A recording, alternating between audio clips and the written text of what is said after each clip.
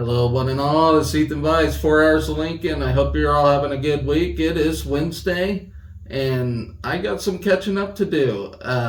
For the most part, talk about the volleyball game that happened on Sunday that I didn't get to, and then of course, the two golf tournaments between the men and women, and then a couple side notes. So let's get to it.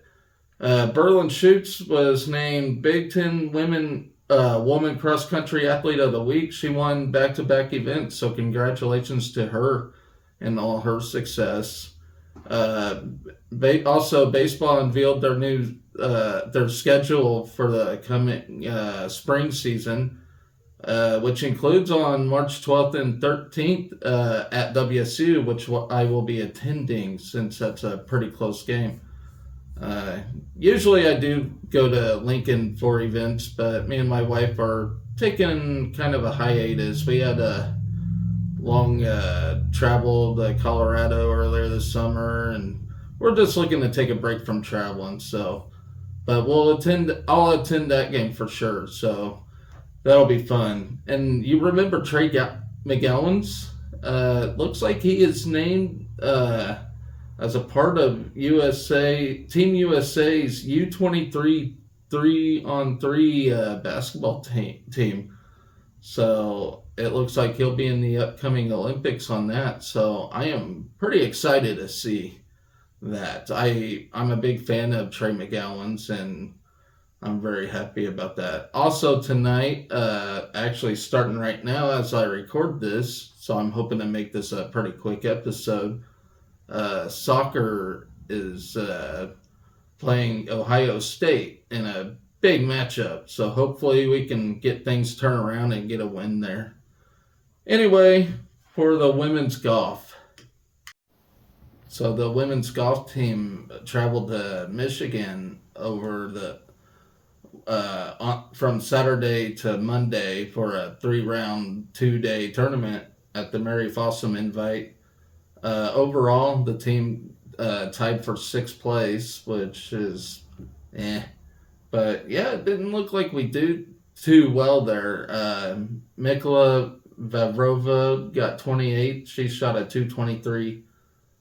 Mew Takahashi, she tied for 29th, shooting 224. Kellyanne Strand tied for 32nd, shooting a 225. Lena Hassert, she tied for 49th, shot a 229.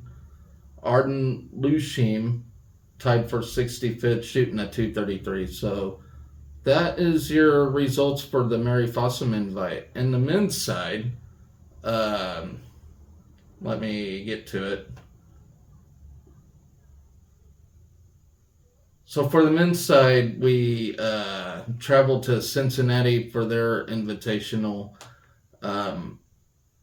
We got 11th place overall. So again, golf is not Nebraska's strong suit at all. But we did have a top 10 finisher, and that is Hamish Murray, who shot a 211 over the weekend. So congratulations to him. Harry Crockett, he tied for 30th, shooting a 216. Reed Malik tied for 40th, shooting a 218. Will Marshall tied for 67th, shooting a 223. And Gentry Sheave got 71st, shooting a 224. So that's your golf results over the weekend. But both were Sunday through Monday tournaments, 3-round tournaments. And yeah, looks like an average golf team to me. But congratulations to Hamish Murray. Hopefully we do some bigger things going down the road. On to volleyball. So this was probably one of our toughest tests to date this year in the volleyball world. Kentucky really gave it to us. We won 3-1, but it was a really, really tough contest. We moved to 9-0. Kentucky moves to 2-6. But keep in mind, they did have a really tough schedule, and Kentucky's getting better. And Coach John Cook said that he thinks they're going to win the SEC this year, and I kind of hope they do for our sake, for the trouble we had against them. But during that game, there was an impressive 1 minute 12-second rally that made a lot of buzz on ESPN, like on sports networks, talking about that rally, which was the craziest thing I've ever seen. And there was actually some big rallies during that game, but and a lot of them we lost. But that one big rally we won, and I think that really set the tone for us to help us win this game. I think reality kind of kicked in for these girls, but then when we won that rally, I think it really rallied us up to get that win. So great win, 3-0 against ranked teams this year. Wisconsin's 5-0 against ranked teams. So, dang it, I kind of wish we had more ranked teams to play than Wisconsin, just to shove it in their face. But I'm really ready to play Wisconsin. Like, fuck Wisconsin. All right. Anyway, so that was our final non-conference closer before the brutal Big Ten stretch, starting with Minnesota, or is it? No, it's Ohio State tomorrow, and then Minnesota on Sunday, which is two impressive teams. Merritt Beeson was named Big Ten Player of the Week, and Harper Murray was named Big Ten Freshman of the Week. So congratulations to them as well. After that game, of course, they were named that. But anyway, I'll read the set-by-set pieces here, and this is actually coming from the Athletics website. So set 1, Kentucky held a 7-5 lead, but kills by Beeson, Batenhorst, and Jackson, and a block by Alec and Murray put the Huskers in front 10-9.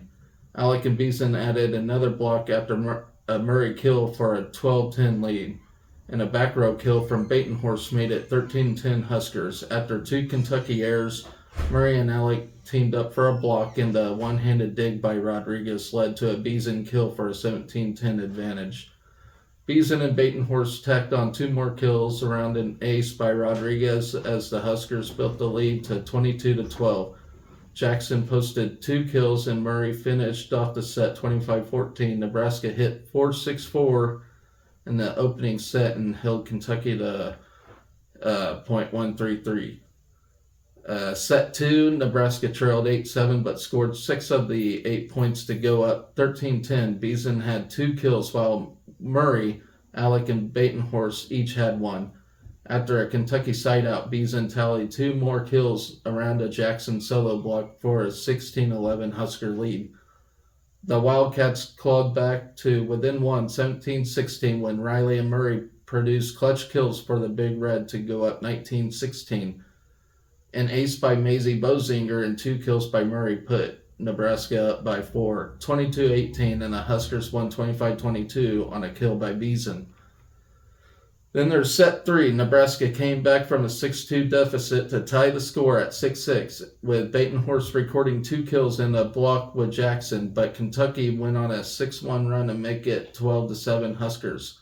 After a timeout, Riley had a kill and Kennedy Orr served an ace to cut it to 12-9. Murray, Beeson, Batenhorst, and Jackson tallied kills to get NU within 1 point on 4 occasions, but Kentucky answered each time.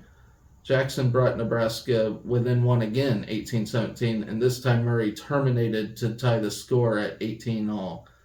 But a kill and ace by Kentucky setter Emma Grom made it 28-18 Wildcats, and Kentucky earned set point at 24-21. The Wildcats committed an error, and Beeson served an ace to pull Nebraska within 24-23, but Kentucky held on to win 25-23. Then there's set 4. The set began with a Kentucky service error, a kill by Murray, and a block by Riley and Alec for a 3-0 Husker lead. But Kentucky charged back to gain a 10-5 lead with a 7-1 run. Beeson and Jackson had kills, and Jackson combined with Riley for a block as Nebraska pulled within 12-9. The Huskers then won a 71 second rally, which I mentioned earlier. capped by a Murray kill to cut it to 12-10. Alec was in on 2 blocks, one with Riley and one with Murray, to make the deficit only one, 14-13. Kentucky went ahead 16-13, but back-to-back kills by Murray cut it to 16-15. Beeson and Batenhorst swung for 3 straight kills, and Kentucky committed an attack error for a 2018 Husker lead. Brooke and DeLay earned a side out for Kentucky with a kill, but Jackson answered for the Big Red. Bozinger then kept the ball up that led to a Kentucky hitting error to make it 22-19 Huskers. The Wildcats scored the next 2 to cut it to 22-21. But Beeson terminated from the back row again, and Murray smashed an overpass for a 24-21 Husker lead.